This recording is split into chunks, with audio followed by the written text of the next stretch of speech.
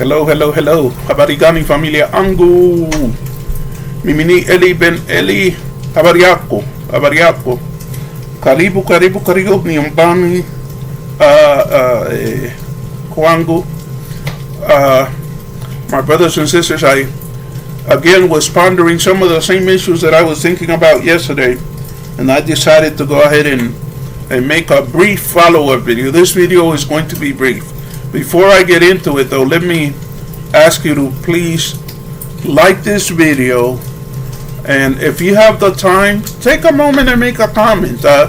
Comments that are constructive are welcome. If you want to get on here and be rude and disrespectful and everything, there was a time when I used to say that I didn't care. I find it annoying, so please, don't do that. Go do something else. Anyway, I'm feeling very good. Ramadan is about to start, and I'm very happy about that. And at some point in the future, I'm gonna talk a little bit more about that. But right now, I wanted to return to a subject that I find very fascinating, and I wanted to read something to all of you that goes as follows. Let me see if I can find it. It's like the great Apostle Paul was what was called, I guess I'm not going to find it. Okay. The great Apostle Paul, who arguably some say invented all of the fundamental doctrines of Christianity, which, by the way, I do not follow. But the great Apostle Paul, was somebody who could be very respected for something. He had a characteristic that you don't find very commonly anymore. We live in the age of tele-evangelists, and these people live incredibly lavish lifestyles by begging. But what does the Bible have to say about that? Fellow talks about how he likes to read the Bible a lot. I would ask him to read Genesis 3 verse 19. By the sweat of your brow you will have food to eat until you return to the ground from which you were made. For you were made from dust, and to dust you will return. Okay, the Bible tells us that we're supposed to support. Okay, wait a minute. Maybe there's something I didn't read in there. I don't see anywhere in that where it says by begging people, to give you money, you shall live. Again, I want to say something to fellow. Embrace reality. You're supposed to be a big-time project manager. What projects are you managing? Fellow, get out there and do something. Get a job. Work. Do something. You're supposed to have been a mason at one time. I have known pastors who didn't have churches, and they mopped floors for a living. They did whatever they had to do to feed themselves and their families. Get a job. Go out there to some of those people and ask them, listen, can I help you? Can I be a mason? Okay, because people are just not thrilled at the idea that you're living large, and pretending to be some big shot, a project manager, and simply not working. It doesn't make any sense. If you're supposed to be a devoted Christian, if the Apostle Paul himself would go to the market, he was what's called a tent-making preacher. Why was he called a tent-making preacher? He was called that because he made tents for a living. This was a time when people did a lot of traveling, and a lot of the time they would pitch a tent by the side of the road at the end of the day and sleep in that tent. Paul made those kind of tents. Paul made tents for shepherds and other people. This man wrote several of the books of the New Testament. He never asked anybody to support him. He supported himself. So if I don't know where you got the idea that as a person who claims to be doing the work of God, that means that you're entitled to basically get up mid-morning, make breakfast, feed your chickens, play around in your garden, and then turn around and drive wherever you please, and people are supposed to support you for this.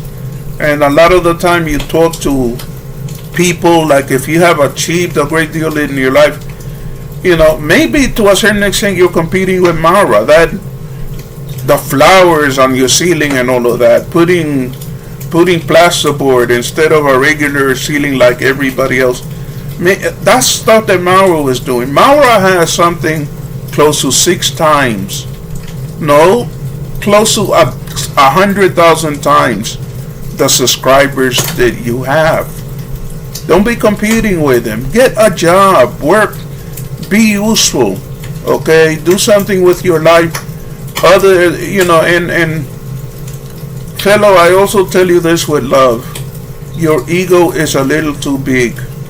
You're acting like if you are appointed to deliver people from poverty. First of all, those people, those women need to learn something, and that is that if they're not married to a man, keep your legs together.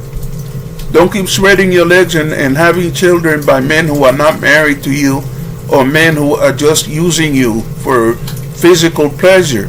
And it is a lie and deceitful to turn around and call women that are going around randomly having sex and having children widows.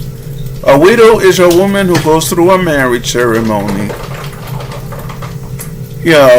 legally marries a person and has children by that person. A woman who has a boyfriend who sleeps with her until she's pregnant and then runs off or keeps coming around, but he doesn't support her and he doesn't support the children. That's not a widow. That is a woman who needs guidance, okay? And if there are people, members of his family, that provide her with land and everything, let them provide her with a home and everything. Of course, they're going to tell you, yes, go ahead, fellow, build them a house. But in reality, anybody would do that. In reality, it's none of your business. Your business is to get a job, provide for yourself instead of begging. And, if you make so much money that you can donate money to those people, donate it. If you want to donate your free labor, donate it. But, don't take advantage of vulnerable people who watch you, pray and do all of these things and think that you're a man of God. The true man of God, the man who at least most Christians accept as a man of God. He made tents for a living. He worked. He didn't accept money from the church.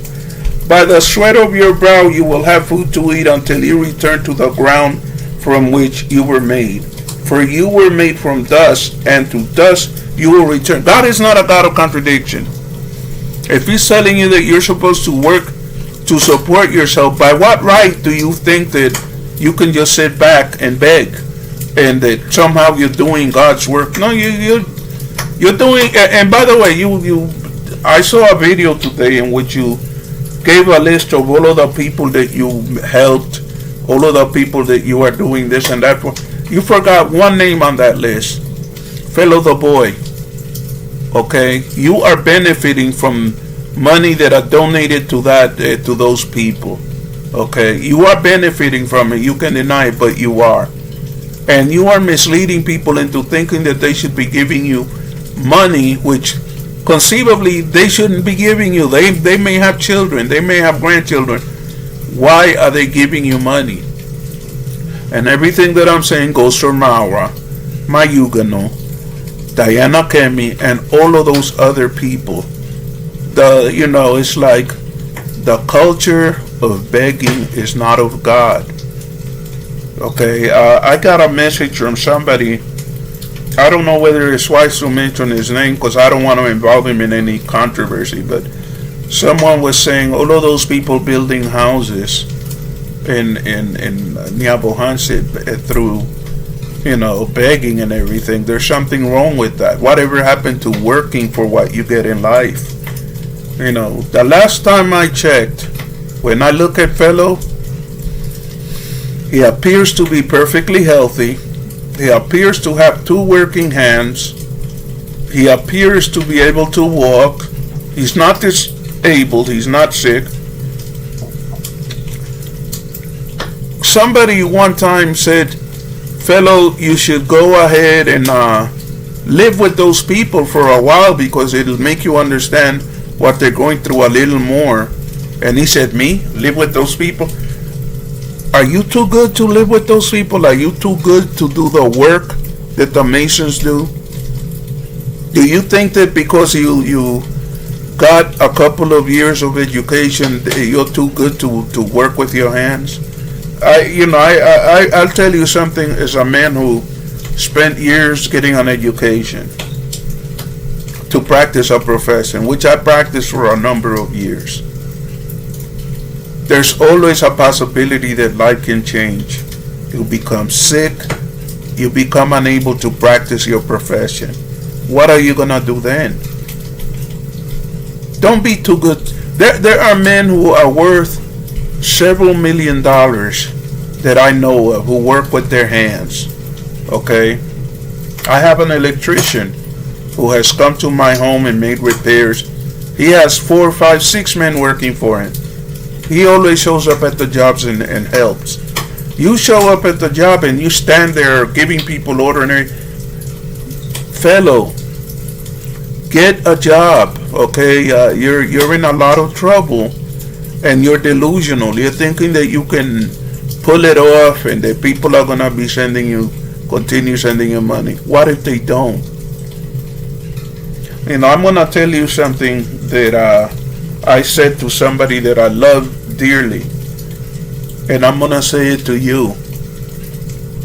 Fellow, a person who doesn't work, who always has his hand out, even though God has blessed him with good health and a strong body and everything, a person who lives that way is a common bum. And he should be, and I don't care if he's occasionally helping other people and everything. That's good.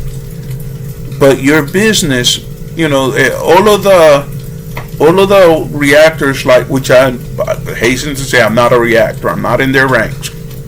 All of the reactors say the same thing. Charity begins at home. You want to practice charity? Begin by taking care of yourself and being charitable to yourself. Please, if you have watched this far, Asante Asana, and I will ask you to please, if you haven't subscribed, go ahead and subscribe. Thank you all to everybody who has subscribed. Thank you to the new subscribers. Thank you for all of the people who take time out of their busy day to make a comment and to chat with me and everything. I love it. You want to know something? For me, the favorite part of making these videos is chatting with people, is going back and forth. There are people who have channels and they get mixed up. They think that they're celebrities. You post a comment and it's beneath them to answer because they're so big, they're so important. You want to know something? There's a channel called the After Prison Show. That guy has close to 2 million subscribers, and he's one of the humblest people. He even for a while stopped making videos.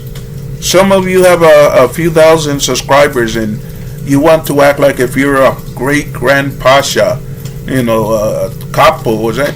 It's like there are people, Marwa, let's take Marwa.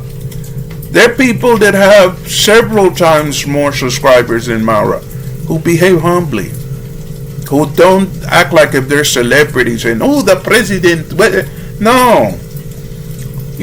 Tone it down. Fellow, at the end of the day, you know what you are? According to yourself, you are a Mason, and you are an unproven project manager because some of the projects that you have built have had problems. Didn't a wall fall down in one of them? And now you're being chased around by someone who claims that you behaved inappropriately with his money. Okay, humble yourself. Okay, you're not this. There's a disease called big shotism. You are suffering from big shot. You're not a big shot. You're an ordinary working class person with illusions of grandeur. May God bless each and every one of you. And please, as I said, comment and below. Thank you very much. Asante Asana. In the meantime,